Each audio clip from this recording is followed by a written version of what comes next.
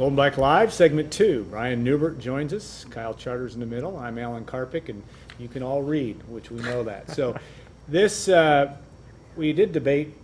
We could have gotten with Gordon and or Kim and moved our segment outside. It is just absolutely as nice as it could be, and it's really not warm in here, is it? It's freezing in here. This is ridiculous. This is unacceptable. This is some level of I understand workers' equipment needs to be maintained with a certain temperature, but the talent needs to be maintained too with a certain temperature. This is ridiculous. Who's the talent? Well, like I said, it's using that term loosely. Using that term very loosely. All right, one of the things that we keep kind of forgetting, we debated internally that we were going to put up that little thing so you would know what we were talking about, but we don't want you to forget that you can send us questions, not that we'll answer them, but you can send them to us. And, please do. Please do, because this is really supposed to be an interactive show. We've had fewer and fewer questions of late. Maybe it's because we're covering things so well, I don't know.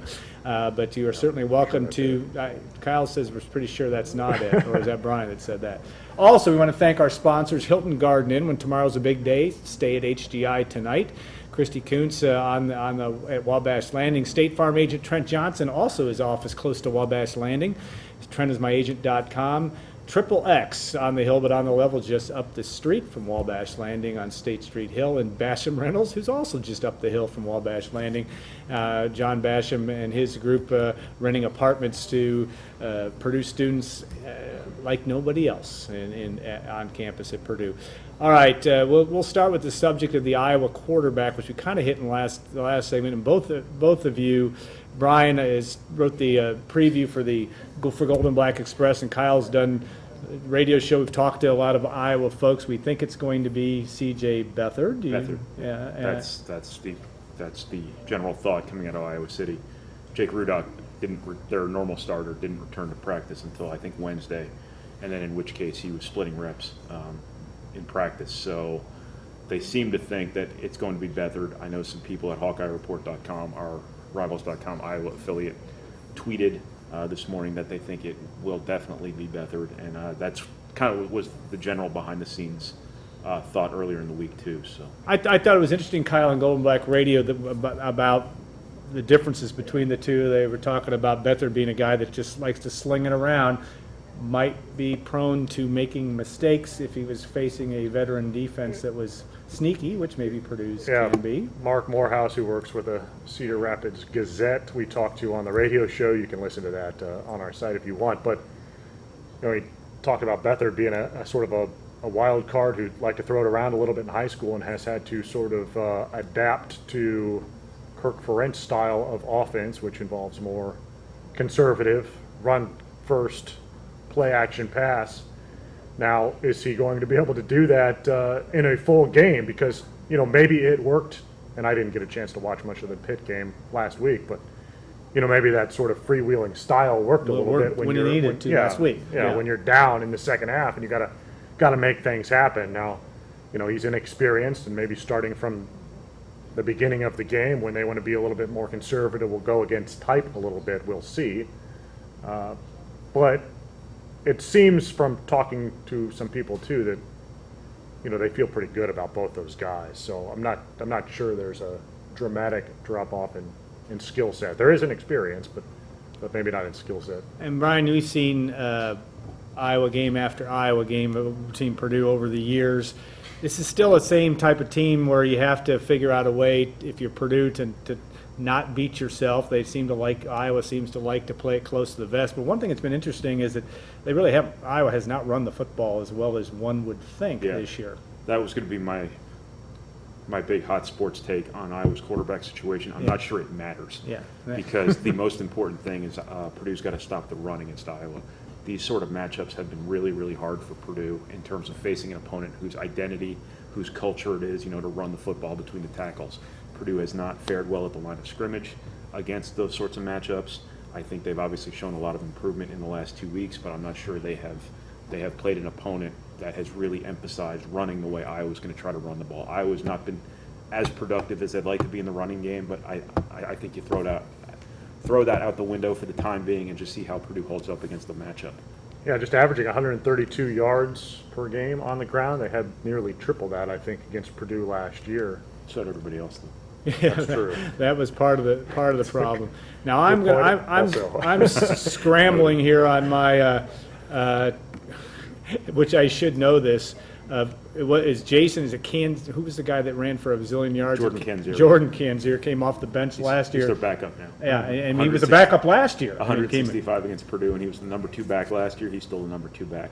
You know, their number 1 back, Mark Weissman's 240 pounds. We have seen, you know, Purdue look a lot more aggressive, a lot more physical on defense the last 2 weeks, but, you know, I think we're going to see a little bit of a different physicality element tomorrow. And Damon Bullock had 10 carries for 85 yards last year as well, but we're not talking about last year. So that's Those 3 last year combined for what? I think we Well, had you this said- express 2,000 yards and 11 touchdowns on the season, and this year they've combined for like 300 and something yard. And they ran for 318 against Purdue last year, and that part wasn't good from that standpoint. You know, you have that. You can't have that happen and hope that Purdue is. If you're a Purdue fan, this is going to be the proverbial 4-quarter game. All right, Brian, we're going to get your chance to what you just love to talk about recruiting, and you're going to get another chance. The week in recruiting, which is an open-ended topic. I know you're debating what you're doing this evening with respect to recruiting. After it all, it is your birthday. I know you, but other than that, what a better way to spend it than covering high school football tonight. True. I mean, I'm not really sure what else I will do tonight with my 13th birthday, but anyway, no. There's a question in here somewhere. Well, what was the week in recruiting? I mean, the week in recruiting. What are your evening plans, Brian? What are your evening plans? You can tweet that out after. What was the What? Okay. What? Any official visitors this weekend? We didn't know. You said probably not too many. Not that I know of. It doesn't mean there won't be, but I'm not aware of any prime 2015 prospects coming in tomorrow. I think Purdue hosted 1 official visit last week, but I think what you're going to see is maybe a couple more through the balance of the season, and then you're going to see the bulk of their official visits and a bulk of their recruiting from here on out. And understand they have more than a dozen commitments already, so they're pretty far along. You're going to see the bulk of this stuff done in the winter, just like you saw it last year and kind of the year before that. The year before that, for a very good reason. Obviously, the staff didn't come in until December. But I think in terms of real action with the balance of the 2015 class, you're going to have to wait a couple months for that. But you're going to see a lot of 2016s, 2017s come through. At this point in time, I'm not sure the front burner guys are really identified yet. So there's going to be a bunch of names coming tomorrow. Just a matter of sorting through those names and figuring out who's important. And you got fall break 2 weeks from now. I don't know if that really matters when you play Michigan State in terms of bringing folks in, because it's not fall break for the high school kids necessarily. They're obviously still in the middle of their seasons. They'll be starting high school playoffs in the state of Indiana, well, maybe a week or so after that. Do you think, I mean, when you look at December and the fact that still is 2.5 months away or so, still anybody out there that's waiting, that you're really waiting on to make a decision, or is that really going to be another couple month wait till we really see guys that decide to break on Purdue? I wouldn't expect anything to happen pretty soon. I don't know if there's that one guy out there who's warmed up and ready to make a decision. I think there's a bunch of guys Purdue's going to have to follow through with until the very end. There's a number of tight ends they're locked into. There's a couple more offensive linemen, Andrew Wood in Tennessee being one of them. I'm sure they've got some wide receivers out there. They have to find some defensive linemen. Austrian Robinson was the one official visitor last week. They're going to have to go long-term with him. He can't take any more visits until November because his high school plays on Saturdays. So they're going to have to keep recruiting him for a while. That they've already used their silver bullet on him in terms of having him in for an official visit. So they're going to have to ride that one out. But there's still probably 10, 15 guys they're locked into right now that they're going to have to keep recruiting. But the ones who haven't visited yet, I think you're going to wait a couple months to get them in. All right, we do have some questions, which our weekly Brandon Cottom question. Why has Brandon Cottom been so underutilized the last 2 years, especially in short yardage situations? Because he's not their best guy for short yardage situations. Okay, that's one answer. Anybody, would you like to weigh in? I would say until he consistently shows he can play with the sort of physicality and the sort of mentality you would expect from someone that big, I think he's going to be a niche player. And right now, I think he has a pretty good niche going, kind of catching that ball out of that fullback position. That little play they've run a couple times for him has worked. I mean, he looked like an NFL guy in the touchdown against Notre Dame, and that skews it all for everybody. You're getting enamored about one play, aren't you? I know. I'm just saying. I He's like been that good play. he's been good for one or two of those plays a year. I'm not criticizing the kid. I'm just saying that's kind of the And way he it's looked good been. on the 2-point conversion. That was his, right? He is So- one of the great upside guys on this whole team who hasn't come close to flirting with his upside yet. Yeah. We've answered the question about how is recruiting looking for football. I mean, you're overly it's an upgrade, I mean, in terms of the numbers, but it's still a ways to go. Yeah, I mean, obviously you're about halfway home now. Really, you can't know how this is going to turn out until you fill that other half, obviously.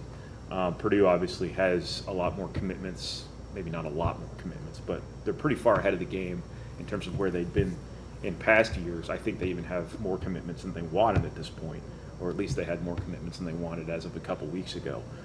But I think they've got some important guys in important positions, and don't forget about the quarterback, Elijah Sindelar. He was the first commitment. It tends to be out of sight, out of mind. Yeah. That kid is pretty good, I think. And then, you've obviously restocked the running back spot pretty significantly, and that's going to be a pretty significant need next year. But there's still pretty important needs out there to be filled. You need a couple more offensive linemen. You've got to restock at tight end desperately. I think they'll look at junior college players in December. I think you've got linebacker pretty well addressed. You got to find some defensive linemen.